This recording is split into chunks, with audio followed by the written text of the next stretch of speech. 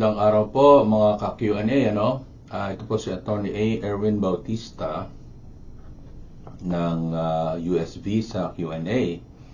Tayo po ay maririnig sa radiofilm.com, RADYOFILAM, radiofilm.com.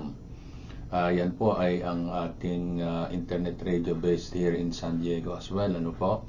At saka po sa Flash TV, mapapanood din tayo.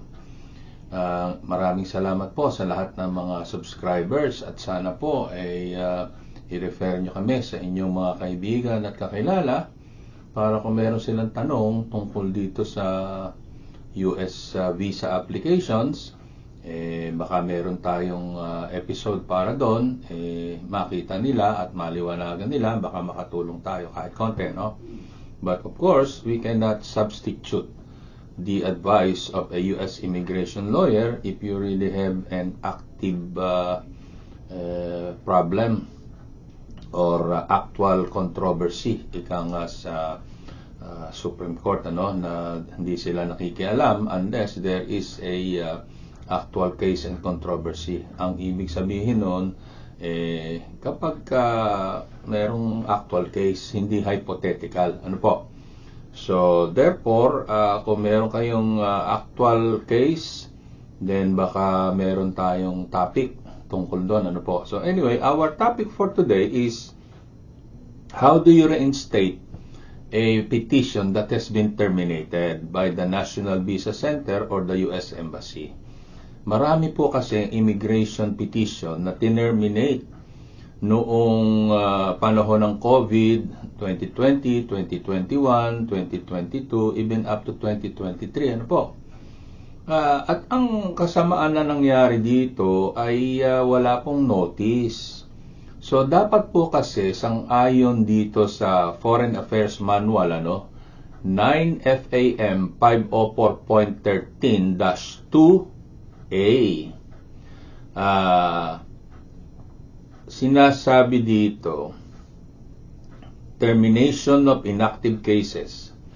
Immigration and Nationality Act 203G, as in good, ano, provides for termination of registration of the visa petition of any individuals who fails to apply for an immigrant visa within 1 year following notification to the applicant of the availability of a visa.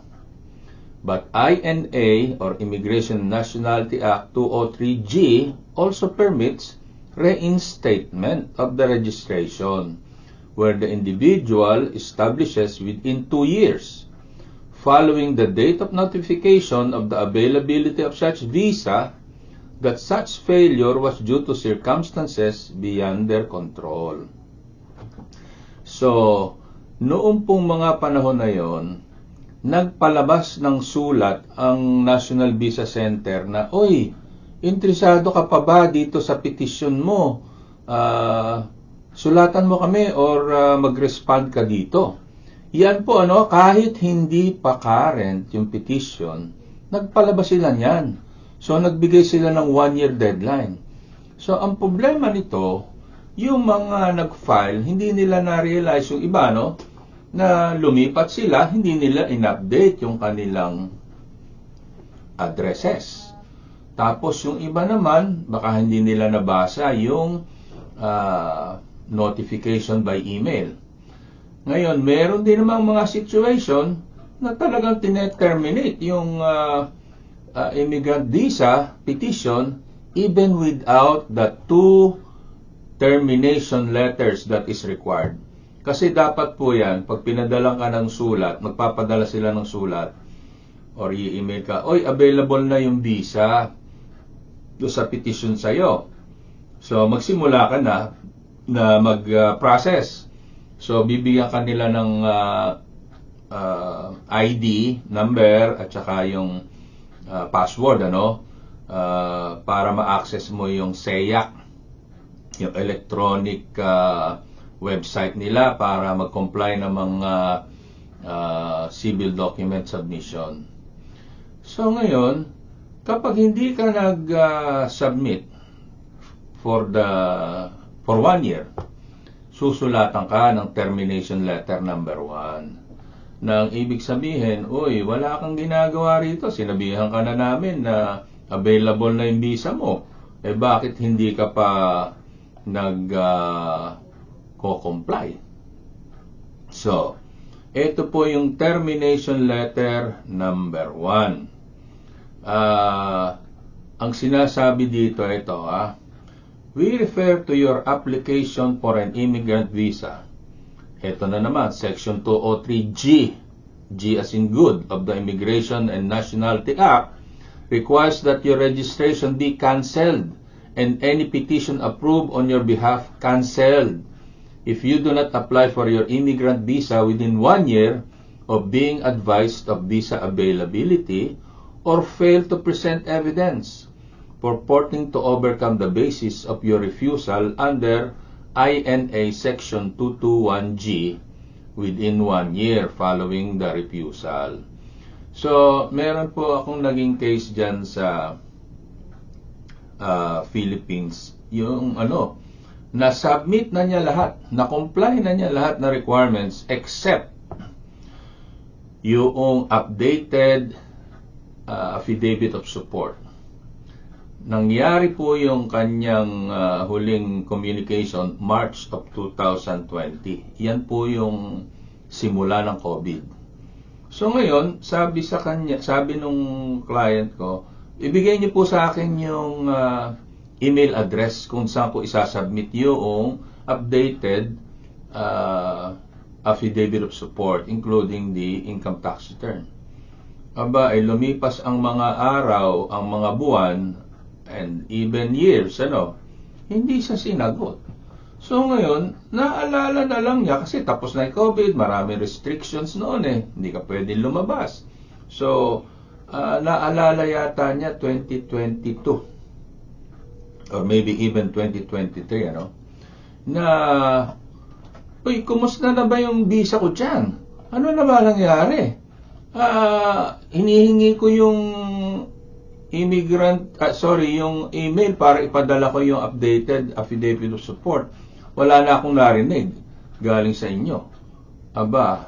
Kamukat-mukat mo ang sinagot sa kanya, terminated na yung yung petition sa iyo. Noong actual November or October siya of 2022 or 2023 nag-inquire. Noon siya sinabihan na, terminated na. Hindi man lang siya sinulatan ng termination letter number 1. Ngayon, hindi rin siya sinulatan ng termination letter number 2. Kasi dapat, merong after a year, nasulatan ka ng termination letter number 1, merong dapat termination letter number 2 na nagsasabing final notice of cancellation of registration. So, yan ang ibig sabihin nun. So, kung kayo ay nasa portion na sa US Embassy, in-interview kayo, di kayo nabigyan ng visa, ang tawag doon ay refusal. So, dapat within 1 year of that refusal, mag-submit ka ng mga required documents, additional documents. Ngayon, yun namang sulat galing sa National Visa Center na nagsasabing, available na yung immigrant visa mo. 1 year din po ang ang waiting period or allowance na binibigay sa inyo.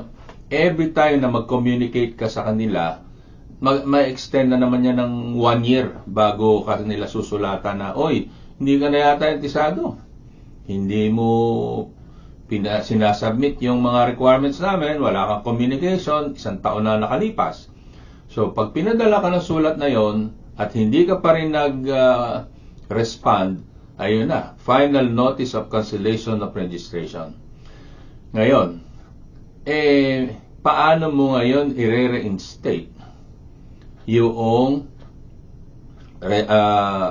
immigrant visa petition sa'yo? Kasi biruin mo, kung F3 ka, married sons and daughters of US citizens, parents, 22 years ka naghintay to 25 years. Tapos bigla na lang, terminated na yung aking petition. Hindi man lang ako sinabihan. Ba't ganun? So, kaya nga, ang 221G, nag-aalaw ng permits reinstatement of the registration where the individual establishes within 2 years following the date of notification of the availability of such visa that such failure was due to circumstances beyond their control. So, yung pong hindi ka nakatanggap ng termination letter number 1, termination letter number 2, it's beyond your, the circumstances beyond your control yan. Kasi sino magpapadala nun? Ang National Visa Center or ang US Embassy, ano po? So, kung hindi ka nakatanggap nun, nako, magandang dahilan yan para mag-request ng reinstatement. And in fact, itong client natin na ito, nakalagay doon, pagpapasukin niya sa SEAC, expired. Aba, bandang huli, ginrant din. Pero inabot yata ng 1 taon bago ginrant yung kanyang reinstatement request. Kaya huwag kayong maiinip. Kailangan lang mag-file kayo ng request. Ngayon, ito kasalanan ng National Visa Center. Pero pagka yan medyo galing sa inyo yung dahilan, For example, meron kayong magulo yung pamilya nyo nung time na yon, may sakit yung inyong mga kamag-anak, inintindi nyo, or medyo meron kayong mga property na kailangan nyo ayusin, medyo hindi kasing bigat. Pero pa rin, kailangan patunayan nyo that those circumstances are beyond your control, kaya hindi kayo nakapag-respond. So, at isa pa, kung hindi kayo nakatanggap ng termination letter number 1, so let's say napabayaan ninyo, pero hindi kayo pinadala ng termination letter number 1 or termination letter number 2, magandang dahilan po yan para kayo ay mag-request ng reinstatement. Kahit saang stage po kayo nandoon, So, kasi yung iba, nandun pa lang sa SEAC, sa National Visa Center, hindi na sila makapag-submit. For example, nabibinbin yung kanilang National Bureau of Investigation clearance, di nila makuha. So, isang dahilan yon. O kaya yung birth certificate nila, di nila makita, or kung ano man yung birth certificate ng mga anak o ng mga asawa nila.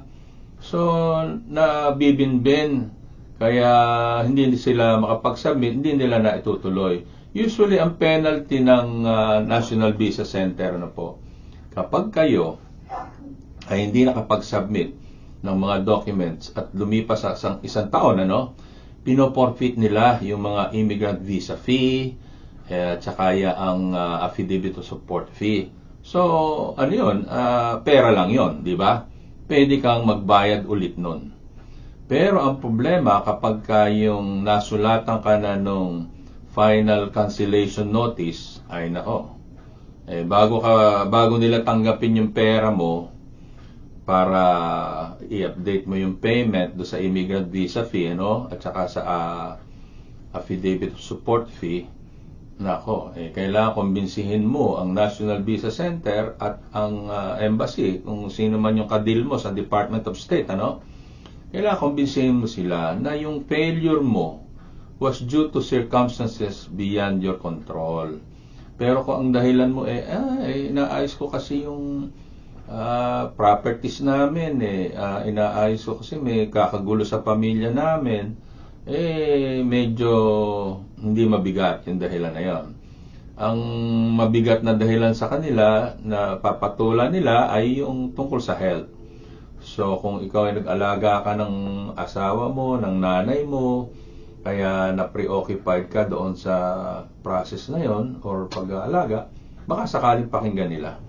Pero ang pinakamabisa talaga dyan, itong mga nangyari noong 2020 dahil sa COVID, noong 2021 at 2022, even up to 2023, hindi nakapagpadala ng termination letter number 1 at termination letter number 2. Ang mga NBC sa mga petitioners at saka sa beneficiaries. Kaya yaan ang napakagandang dahilan para ma-reinstate yung inyong petition, lalo na kung kayo ay naghintay ng 22 to 25 years. Kasi Kapag yan ay na-terminate, na-cancel, ilang taong kayong maghihintay pag i-repetition kayo? Another 22 to 25 years.